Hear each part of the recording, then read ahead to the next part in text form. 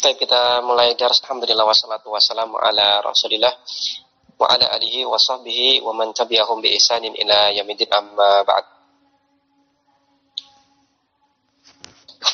Ikhwatal iman rahimani wa rahimakumullah. Kita kembali baca kitab Dalilus Salik ila Alfiyah Ibnu Malik, yang pembahasan terakhir kita sampaikan berkaitan tentang masalah tambahan dari penasyarah tentang keadaan-keadaan di mana mubtada itu dihapus. Yang pertama adalah sebagaimana yang kita baca, di mana khobarnya itu adalah berupa na'at maqtu', untuk menunjukkan madah, pujian, ataupun dzam, menunjukkan celaan, awit tarahum, atau untuk menunjukkan rasa kasih sayang. Sekarang kita akan baca di halaman 159 di cetakan yang ada di hadapan kita, keadaan yang selanjutnya untuk kapan kita menghapus mubtada. Pensyarah mengatakan, wasani, adapun keadaan yang kedua adalah an yakuna khabaruhu makhsusa ni'ma au bi'sa, di mana khabarnya ini merupakan maksus untuk kata ni'ma atau kata bi'sa. Nahwu contohnya adalah dalam kalimat ni'mal musannifu al-Bukhariyu. Sebaik-baik musannif dalam masalah ilmu hadis itu adalah al-Bukhariyu, Imam Bukhari. Bi'sal khuluqu khalful wa'di. Sebaik-baik akhlak itu adalah menyelisihi janji. Fal Bukhari wa khalful wa'di khabarani. Maka kata al-Bukhari dan juga khalful wa'di, keduanya merupakan khabar li mubtada'in mahdhufin wujuban, untuk sebuah mubtada yang wajib dihapus. Takdiruhu, kalau kita munculnya adalah kata huwa. Dan yang dimaksud dengan huwa di sini adalah al-mamduh, yang dipuji, awil mazmum, atau yang dicela.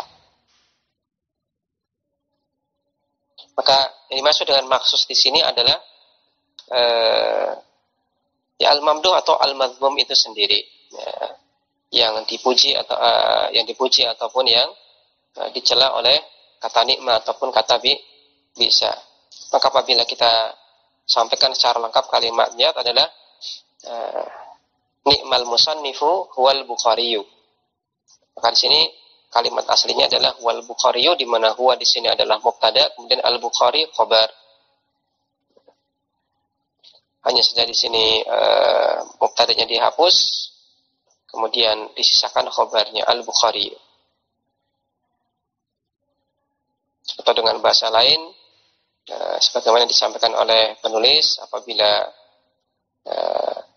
khabarnya ini merupakan maksus, ya, maksus di sini kurang lebih adalah objek yang dikhususkan ataupun dispesifikkan, dipuji dengan kata nikma ataupun dicela dengan kata bi'sa.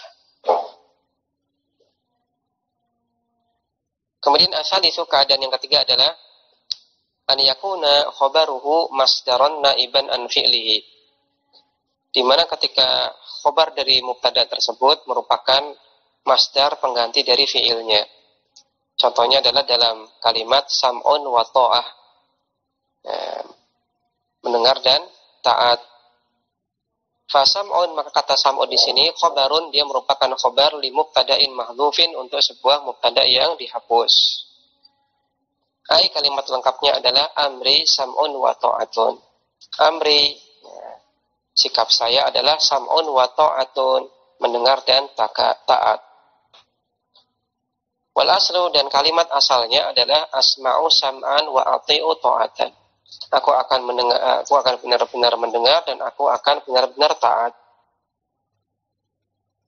Lakin, akan tetapi, adalu, ya, mereka ubah, itu orang Arab ubah, ila raf'i, menjadi rafa. Ya, tadinya asma'u sam'an wa ati'u ta'atan, sam'an mansub, ta'atan mansub. Dan mansubnya sebagai maf'ul mutlak. Kemudian oleh orang Arab ini diubah jadi rafa. Kenapa diubah jadi rafa? Li ifadatid dawa. untuk menunjukkan makna dawam, senantiasa atau terus menerus. Maka dimaksud dengan sam'un wa ta'ah itu artinya adalah sikap saya akan senantiasa mendengar dan taat. Maka yang tadinya mansub asma'u sam'an wa ati'u ta'atan kemudian dijadikan rafa karena tadi ifadah dawam. Contoh yang lain adalah firman Allah Subhanahu wa taala berkenaan tentang Nabi Yakub alaihissalam di surat Yusuf 18. Nabi Yakub mengatakan dia yaitu Nabi Yakub mengatakan bal sawwalat lakum anfusukum amra. Akan tetapi diri-diri kalian sendirilah yang menganggap baik perkara kalian tersebut. Itu ketika kalian memasukkan Yusuf ke dalam sumur, kemudian kalian lumuri baju Yusuf dengan darah, kemudian kalian katakan Yusuf dimakan serigala. Fasabrun jamil, maka sabrun jamil, kesabaran yang indah. Kalau terjemah letternya demikian. Namun ada juga terjemah yang lain yang bisa kita lihat di mushaf terjemah. Diterjemahkan maka kesabaran yang indah adalah kesabaranku. Tapi mungkin yang tepat sebagaimana yang dikatakan oleh Pensaro di sini, takdir ataupun kalimat lengkap dari sabrun jamil yaitu fa'amri sabrun jamil. Maka sikapku adalah sabrun jamil, bersabar dengan semaksimal kesabaran.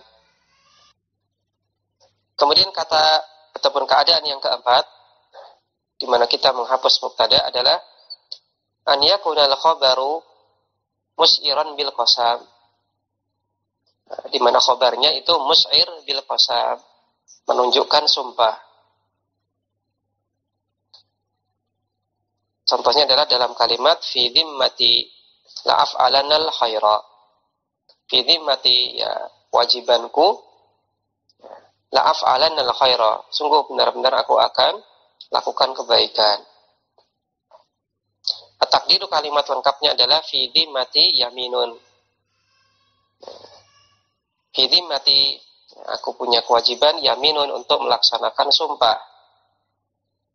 Ai muta'allaku yaminin, maksudnya adalah aku punya kaitan dengan sebuah sumpah. Maka di sini kata fi dhimmati ini adalah khobar muqaddam, kemudian kata yaminun adalah mubtada muakhkhar. Namun di sini kata yaminunnya dibuang. Wa huwa ma yadullu alaihi al-jawabu la af'alanal khaira. Dan dia merupakan hal yang ditunjukkan oleh jawab sumpah, yaitu la af'alanal khaira. Sungguh aku akan benar-benar melakukan kebaikan. Li'annal fi'la walladhi yastakiru fid dhimmah. Karena fi'il atau perbuatan itu perbuatan melakukan kebaikan, ini adalah sesuatu yang yastakir fid dhimmah, yang melekat ataupun yang menetap fi dhimmah, pada dhimmah, pada kewajiban. Walaysa al-yamin, dan bukan sumpahnya. Tapi ala kulli hal di sini, jadi secara konteks kita bisa lihat bahwasanya fi dhimmati, kewajibanku la af'alanal khaira, sungguh benar-benar aku akan melakukan kebaikan. Maka di sini untuk fi dhimmatnya sendiri ini merupakan kata-kata yang secara kontekstual bahasa Arab dipahami oleh orang Arab, ini mengandung makna sumpah. Dan fi dhimmati maksudnya adalah fi dhimmati yaminun. Ditunjukkan oleh la af'alanal khaira, di sini ada jawab sumpah sehingga menunjukkan ada sesuatu yang hilang pada awalan kalimat, yaitu mubtada'nya dari kata dhimmati, fi dhimmati. Maka itu adalah empat keadaan di mana kita hapus mubtada.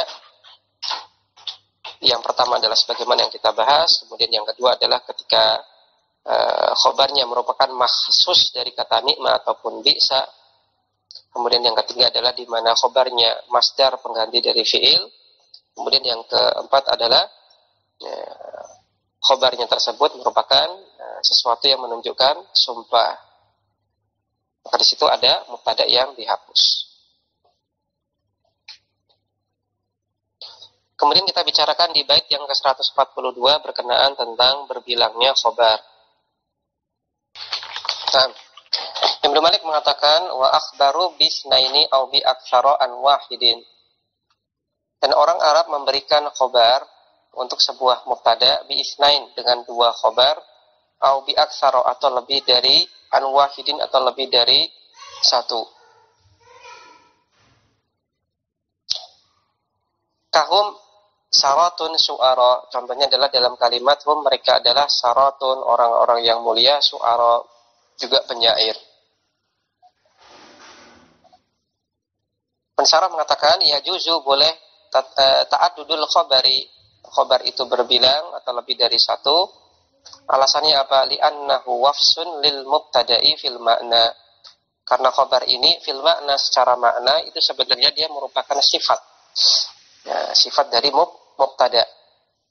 Yang maksud sifat di sini adalah penerang ataupun keterangan atau ya penerang bagi mubtada untuk ya kalau dalam bahasa Arab sifat, kalau dalam bahasa kita mungkin keadaan. Ya, keadaannya mubtada itu bagaimana? Misalkan Ali di rumah, ya, Ali di rumah, maka di rumah ini adalah penerang keadaan Ali. Maka secara makna mubtada itu merupakan sifat bagi khabar itu merupakan sifat bagi mubtada. Wasifatul istilahiyatu tata'addadu. Dan sifat secara istilah tata'addadu, dia bisa berbilang. Jadi bisa lebih dari satu. Fakadha ma huwa bimanzilatiha, maka demikian pula kata-kata yang ini semakna dengan sifat atau bisa distatuskan secara makna sebagai sifat dari kata yang lain. Maka ini menunjukkan bahwasanya sesuatu itu pasti punya sifat. Ya, sesuatu itu pasti punya sifat. Ditunjukkan dengan na'at man'ut kalau dalam bahasa, dalam kaidah itu ada na'at man'ut, kemudian juga ada mubtada khobar, di mana na'at itu adalah memang na'at ya, sifat dari man'utnya. Kemudian sebagaimana dikatakan oleh pensyarah di sini, yang namanya khobar itu secara makna merupakan sifat dari mubtadanya. Maka sesuatu itu pasti punya sifat. Dan sifat ini boleh jadi lebih dari satu. Sifat ini boleh lebih dari satu. Maka apabila kita katakan ada benda yang tidak punya sifat, maka ini merupakan suatu hal yang menyelisihi realita. Karena semua hal itu pasti punya sifat. Kalau ada hal yang tidak punya sifat, maka artinya dia bertolak belakang antara apa yang dia katakan dengan realita. Maka bagi orang-orang yang dia meniadakan ataupun menolak sifat-sifat Allah Subhanahu wa taala, baik sebagian ataupun keseluruhannya, maka terutama yang keseluruhan menolak semua sifat Allah Subhanahu wa taala, maka ini bertentangan dengan realita. Di antaranya adalah realita berbahasa Arab. Wala farqa baina an yakuna al-khabarani fi ma'na khabarin wahidin aw la yakunani kadzalik. Dan tidak ada bedanya antara dua khabar itu adalah sebenarnya semakna dengan satu khabar, aw la yakunani kadzalik, atau tidak seperti itu. Sama saja apakah kedua khobar dari sebuah mubtada itu dari sisi makna itu sebenarnya itu satu khobar. Satu khobar. Nggak bisa dipisahkan. Satu khobar dan nggak bisa dipisahkan. Artinya adalah tidak bisa hanya disebutkan salah satu dari dua khobar itu saja. Harus dua-duanya disebutkan. Atau tidak seperti itu. Artinya apa? Artinya sebenarnya Nah, ini ada dua khobar, dan sebenarnya kita bisa pilih salah satu dari dua khobar itu saja, kemudian yang lain dihapus. Apa tolak ukurnya, ataupun bagaimana kita cara kita membedakan dari dua jenis khobar yang seperti ini? Wadhabitul awwali, tolak ukur untuk dua khobar yang model pertama, itu dia khobar, tapi sebenarnya bisa kita anggap satu khobar. Alla yasiha al-ikhbaru bikulli wahidin alan firadihi. Tolak ukurnya adalah di mana tidak bisa kita gunakan khobar salah satu dari dua khobar itu saja. Ketika ini ada dua khobar, kemudian kita ambil salah satu dari khobar, kita andaikan kita ambil salah satu dari kedua khobar tersebut, kemudian khobar yang lain kita hilangkan, maka ini nggak bisa.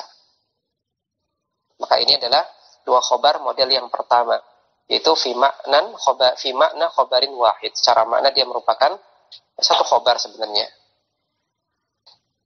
Contohnya adalah dalam kalimat, kalau di tempat saya, al-burtuqalu hulwun hamidun. Kalau di cetakan antum mungkin ya khulwatun murratun mungkin ya, khulwatun murratun. Kalau di tempat saya khulwun hamidun.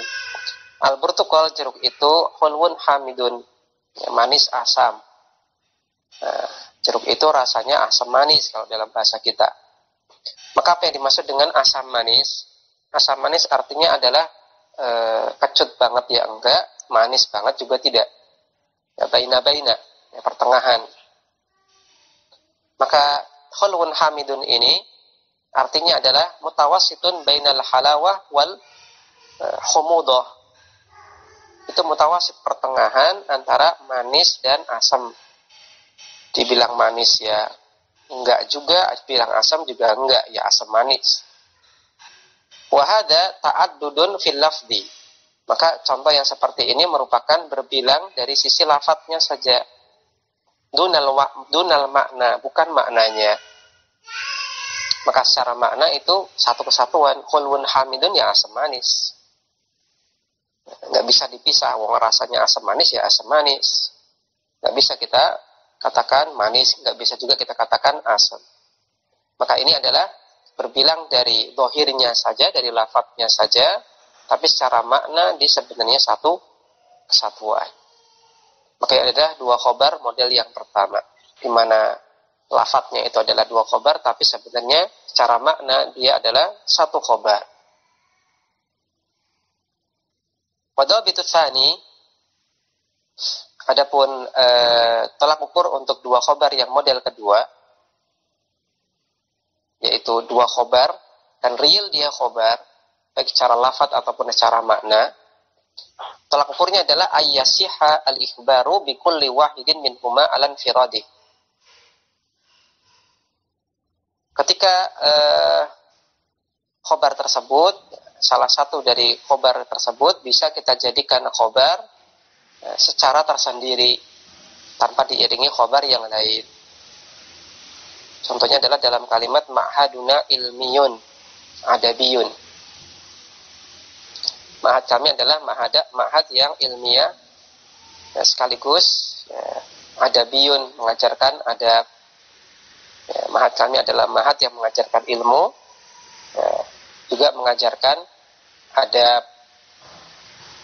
Maka ilmiyun dan adabiyun ini bisa kita pisah.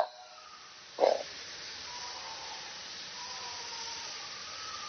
Kita bisa bilang ma'haduna ilmiyun, ma'had kami adalah ma'had yang mengajarkan ilmu.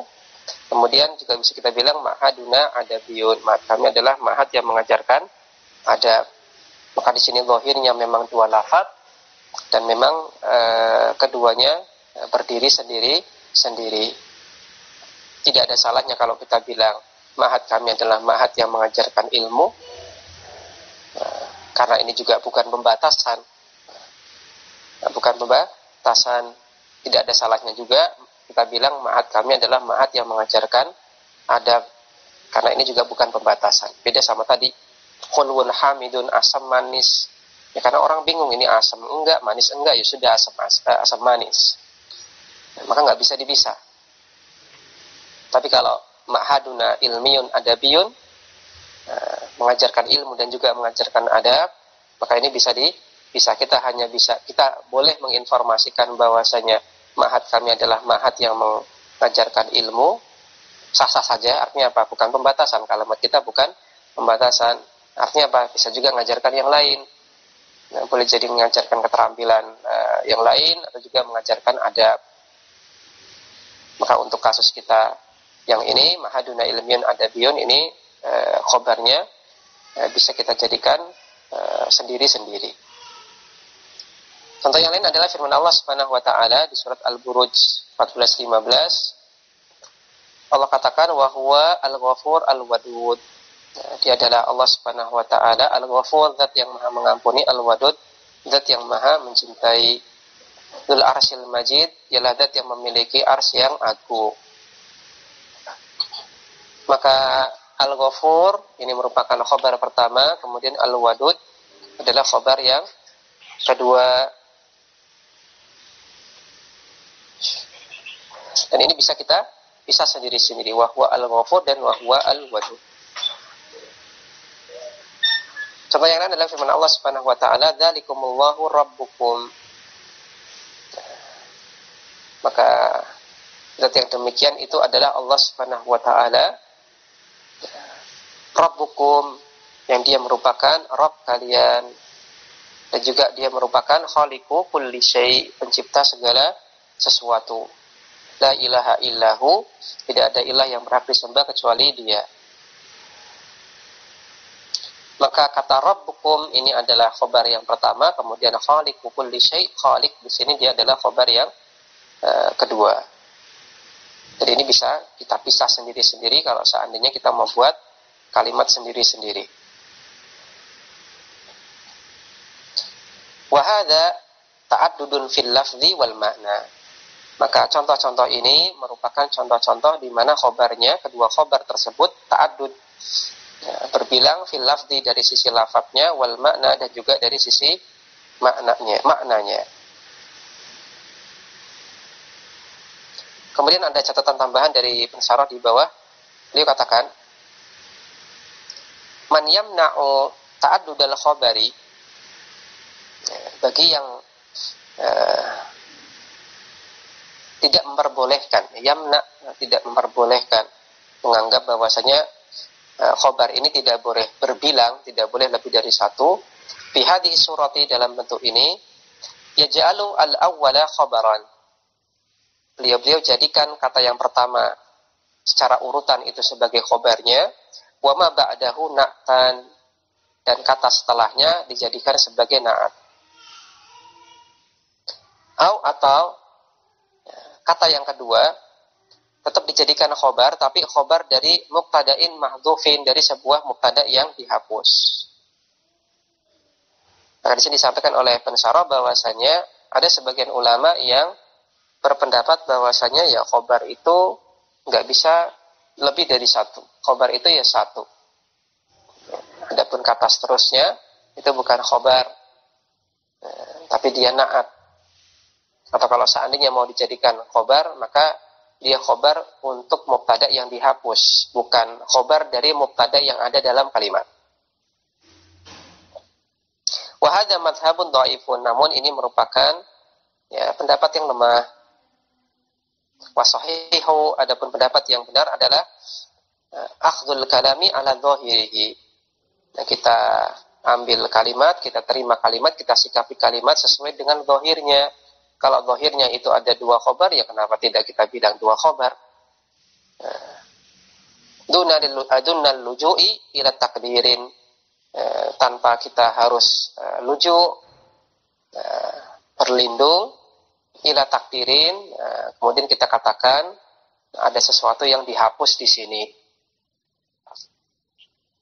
yaitu ada mubtada yang dihapus. Ya, maka dalam masalah kaidah mengi'rab kalimat, maka diutamakan kita i'rab sebagaimana zahir kalimat. Nah, kita utamakan, kita i'rab sebagaimana zahir kalimat. Kemudian setelah itu kok ternyata kalau kita lihat zahir kalimat mau kita i'rab itu ada sesuatu hal yang tidak mungkin kecuali ini secara konteks. Kita katakan ada sesuatu yang dihapus, barulah kita beralih, kita bicarakan masalah ini takdirnya apa, ini sebenarnya kalimat lengkapnya apa dan apa yang dihapus. Tapi sepanjang kalimat secara zahir itu kita bisa pertahankan dari sisi konteks dan makna, maka kita i'rab sebagaimana zahirnya. Zahirnya ada 2 khobar, ya sudah. Satunya khobar, yang kedua juga khobar, dan seterusnya. Sepanjang itu memang layak dan tepat secara konteks dan makna, itu bisa jadi khobarnya. Tanpa harus kemudian kita paksakan diri kita, kemudian mengambil pendapat, bukan khobarnya. Ini khobar tapi mubtada'nya yang dihapus. Tanpa kita harus luju ila takdirin. Tanpa harus kita berlindung kepada pendapat yang mengatakan ini ada yang dihapus. Ini khobar dari kata yang lain, bukan dari kata yang sama, namun kata yang ini dihapus. Itu adalah konsep ketika kita mengi'rab sebuah kalimat. Konsepnya adalah kita i'rab, kita pertahankan zahir kalimat. Kalau itu naatnya ada 2, ya kita katakan itu naatnya ada 2. Khobarnya ada 2, kita katakan khobarnya ada 2. Dan apabila kita pakai konsep seperti ini, maka insya Allah untuk kasus-kasus yang lain itu lebih mudah. Lebih mudah untuk kita i'rab. Dan juga apabila kita baca buku-buku i'rab yang menjadikan ini sebagai konsep utama dan juga bisa konsekuen dalam menerapkannya ke semua kasus, maka ini relatif jauh lebih mudah untuk dipahami, untuk kita baca daripada mungkin sebagian kitab yang ini memberikan contoh-contoh kalimat yang kebanyakan ada sesuatu yang mahdhuf di situ. Kembali ke atas. Contoh yang lain adalah qala syair yasifu adz-dzi'ba. Ada seorang penyair yang menceritakan tentang dzi'b, sifat dari serigala. Penyair tersebut mengatakan yanamu bi ihda muqtalaihi. Dia tidur dengan salah satu muqtalaihi, satu dari 2 matanya. Wa yattaqi bi ukhra, dan yattaqi dia berjaga-jaga bi ukhra dengan matanya yang lain, al manaya dari kematian. Fahuwa, maka serigala itu adalah yakdhanu, dia itu yakdhon bangun, haji tidur. Kita lihat di footnote. Yang dimaksud dengan muqtalaihi maksudnya adalah ainaihi, 2 matanya. Kemudian al-manaya jam'u maniyatin wa huwa al-mautu, jamak dari kata maniyah, maksudnya adalah kematian. Wa qauluhu, kemudian perkataan penyair yaqdhanu haji'u, ini adalah kasus di mana ada khobar setelah khobar. Tapi wallahu a'lam, kalau kita berikan contoh ini untuk kasus yang kedua, untuk kasus yang kedua tadi, bahwasanya ini khobarnya kita bisa pisah, maka ini pun kalau saya pribadi masih agak bingung kenapa Pensyarah di sini memberikan contoh dengan syair ini. Karena secara makna di sini kalau kita katakan serigala tersebut dia tidur dengan salah satu matanya, kemudian mata yang lain itu masih terbuka, kemudian maka dia anggap tidur sekaligus bangun. Yakdhon haji, yakdhon yaitu bangun, terjaga, haji tapi juga dia tidur. Mungkin kalau secara makna ya ini mungkin lebih tepat kalau kita jadikan contoh ini untuk contoh yang dua khobar model pertama. Ya, secara lafadz dia dua, tapi secara makna dia satu. Tapi wallahu a'lam ini dijadikan contoh oleh penasyarah untuk dua khobar dengan jenis yang kedua yang bisa dipisah sendiri. Wallahu a'lam. Tapi ala kulli hal itu adalah makna dari syair, yaitu seekor serigala dia dengan salah satu matanya tidur, adapun mata yang lain dia berjaga-jaga dari kematian, maka serigala itu ya, bangun sekaligus tidur. Ya, dia terjaga sekaligus tidur. Wa hadza makna qaulihi, maka ini adalah makna dari perkataan Ibnu Malik, wa akhbaru bisnain ila akhirih. Ai maksudnya adalah akhbaratil arabu bi khabaraini au bi aktsara an mubtada'in wahidin. Maksudnya adalah orang Arab mereka berikan khabar dengan dua khabar atau lebih untuk satu mubtada. Maka mubtada'nya satu, khabarnya bisa lebih dari satu.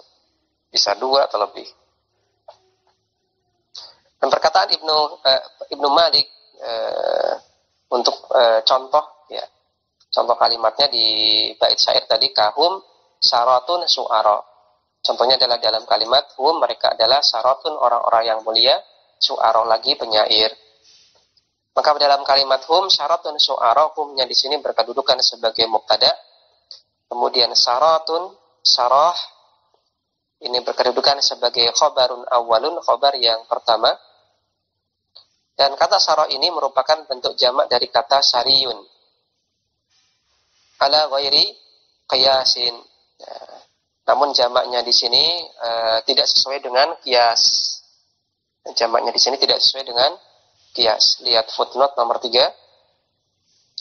Kenapa kok jamaknya di sini, yaitu kata sarah di sini yang merupakan jamak dari kata sariyun ini dikatakan tidak sesuai dengan qiyas? Pensyarah mengatakan di footnote nomor 3, li'annal qiyasa fi jam'i fa'ilin al-mu'tadil lami, karena qiyas ataupun kaidah untuk menjamak kata yang berwazan fa'il, di mana lam fi'ilnya di sini adalah huruf illah, fa'il kemudian lamnya di sini huruf illah, an yakuna ala wazni af'ila'u, adalah sesuai dengan pola af'ila. Contohnya adalah kata taqiyun. Maka jamaknya adalah atqiya'u. Kemudian kata zakiyun. Jamaknya adalah azkiya.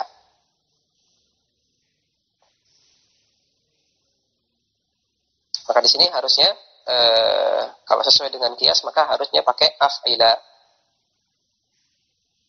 Ya, tapi ternyata di sini tidak menggunakan pola af'ila, tapi menggunakan bentuk saratun. Maka ini tidak sesuai dengan qiyas, maksudnya tidak sesuai dengan kaidah yang baku dalam pembentukan jamak untuk kata-kata yang berpola fa'ilun, di mana lamnya di sini adalah huruf illah. Wa amma fa'ilun as-sahihu al-lamu. Adapun kata-kata yang berwazan fa'ilun, yang mana lam fi'ilnya di sini adalah huruf sahih, fajam'uhu ala wazni fu'ala'u, maka jamaknya adalah dengan pola fu'ala. Contohnya adalah kata syarifun, jamaknya adalah syurafa'u. Kemudian karimun, jamaknya adalah kuroma. Ya, maka ini faedah yang cukup penting dalam masalah sorof, dalam masalah pembentukan jamak, itu jamak taksir. Ya, untuk kata-kata yang dia berpola fa'ilun, kalau lam fi'ilnya dia huruf illah, maka kita jamak dengan pola af'ila. Tapi kalau lam fi'ilnya ini adalah huruf sahih, maka kita jamak dengan pola fu'ala. Dan ternyata di sini kalau kita bandingkan kata sariyun, maka di sini adalah polanya fa'ilun, di mana lam fi'ilnya adalah huruf illah. Harusnya dia pakai pola af'ila, tapi ternyata di sini untuk jamaknya tidak menggunakan pola itu. Maka kita katakan ini menyelisihi qiyas, tidak sesuai dengan qiyas. Ini kasus pengecualian. Maka itu dimaksud dengan ala ghair qiyas, tidak sesuai dengan kaidah baku dalam pembentukan jamak dalam masalah ini. Kembali ke atas, kata syaratun yang merupakan jamak dari kata syariun, maknanya adalah bimakna syarifin, maknanya adalah syarif, ya, orang yang mulia. Kemudian kata syu'ara di sini khabarun tsanin, merupakan khabar kedua. Wa asluhu, dan asalnya adalah syu'ara'u, ada hamzahnya, bil maddi, dengan kita baca panjang karena ada hamzahnya, ada alif dan hamzah. Fa qasarahu lid-darurah. Namun Ibnu Malik di sini mengqasar, memotong, ya, memendekkan. Nah, beliau pendekkan di sini, tidak ditulis hamzahnya lid-darurah karena adanya darurat, ya, karena kebutuhan syair, supaya akhirannya sama sebagaimana akhiran bait syair, supaya sesuai dengan sajak dari syair. Karena sajak dari syair sebelumnya kita lihat di bait syair 138 hingga 141. Maka untuk terutama untuk yang ke 140 dan 141, untuk bait syair yang ke 140 akhirannya alif qad udmira, 141 akhirannya sukun bil hikam. Kemudian untuk 142 maka nanti ikut yang 140, maka akhirannya dengan alif. Ya, maka ala kulli hal di sini yang namanya khobar itu bisa berbilang, dan sepanjang kata tersebut bisa kita jadikan khobar dari sebuah mubtada yang sama, maka kita jadikan dia sebagai khobar kedua, ketiga, dan seterusnya. Sama sebagaimana naat, ya, naat itu pun bisa berbilang, ya, naat pertama, naat kedua, dan seterusnya. Namun mungkin catatan yang perlu kita lebih telaah lagi, mungkin nanti kita lebih coba cari kenapa di sini untuk bait syair tadi dijadikan contoh untuk dua khobar yang dia dua secara lafadz dan dua secara makna. Karena sepaham kami mungkin lebih tepatnya ini dijadikan contoh untuk dua khobar yang model pertama secara lafadz itu sebenarnya dua, cuma secara makna itu nggak bisa dipisah. Wallahu a'lam. Baik, demikian yang bisa kita baca pada kesempatan hari ini. Insyaallah ta'ala kita akan lanjutkan pembahasan tentang bab berikutnya, yaitu berkaitan tentang nawasikh, terutama untuk bab kana dan saudari-saudarinya di pekan depan insyaallah ta'ala. Baik, demikian yang bisa kita sampaikan dan kita baca. Kurang lebihnya mohon maaf. Wassallallahu ala nabiyina Muhammadin wa ala alihi wa sahbihi wasallam. Subhanakallahumma wa bihamdik asyhadu an la ilaha illa anta astaghfiruka wa atubu ilaik. Assalamualaikum warahmatullahi wabarakatuh.